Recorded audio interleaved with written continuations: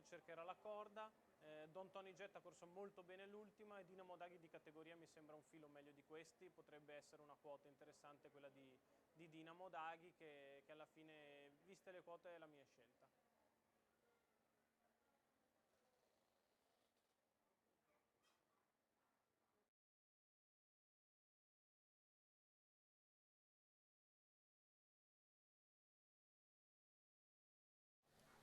Seconda corsa dal Savio, comincia la serata del Tommaso Grassi Award Super Frustino. Sono in 9, cavalli di 3 anni dietro le ali della macchina. Diamante Dorial, Divine Matley, Diana Maker, diritto d'autore Honey Babe, Dylan Chris, Dinamo Daghi, Don Tony Jet di Kiki Alor. La macchina li lascia davanti alle tribune con molto veloce diritto d'autore. Mentre sbaglia Diana Maker, va al comando diritto d'autore nei confronti di Honey Babe. Sembra intenzionato a correre al comando Maurizio Cheli.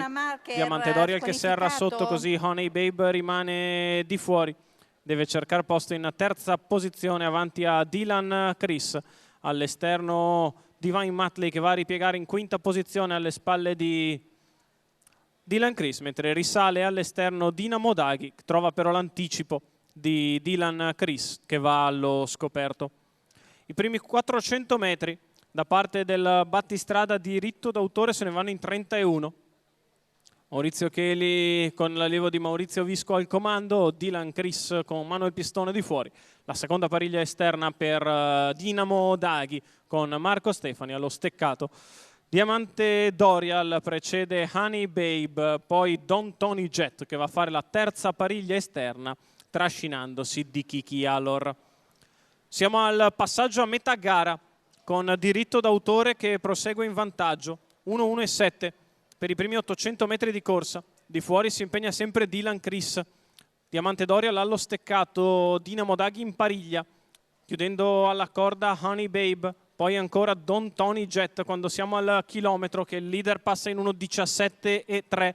La mossa in terza corsia da parte di Dinamo Daghi che dà una sveglia alla corsa costringendo Dylan Chris ad andare all'attacco di diritto d'autore.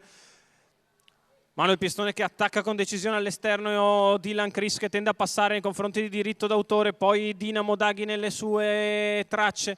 Quindi ancora Honey Baby in mezzo alla pista, Don Tony Jet a 250 dalla conclusione, in fuga Dylan Chris per scappare da Dinamo Daghi che sembra il più produttivo sulle sue tracce. C'è un 15 per la piegata conclusiva, Dylan Chris in vantaggio, Dinamo Daghi che prova ad andarlo a prendere ma Dylan ha preso buon vantaggio nei confronti di Dinamo. Dylan Chris che nel finale vince facile su Dinamo Daghi. Al terzo posto Don Tony Jet regola il leader iniziale, diritto d'autore. 29,9 la chiusa, 1,16 il ragguaglio cronometrico, si comincia nel segno di Manuel Pistone che con l'allievo di Roberto Faticoni di proprietà della scuderia Chicca Blu, un figlio di Mago d'Amore, porta a casa la prima manche di questo Tommaso Grassi Award Super Frustino. Manuel Pistone con Dylan Chris a segno.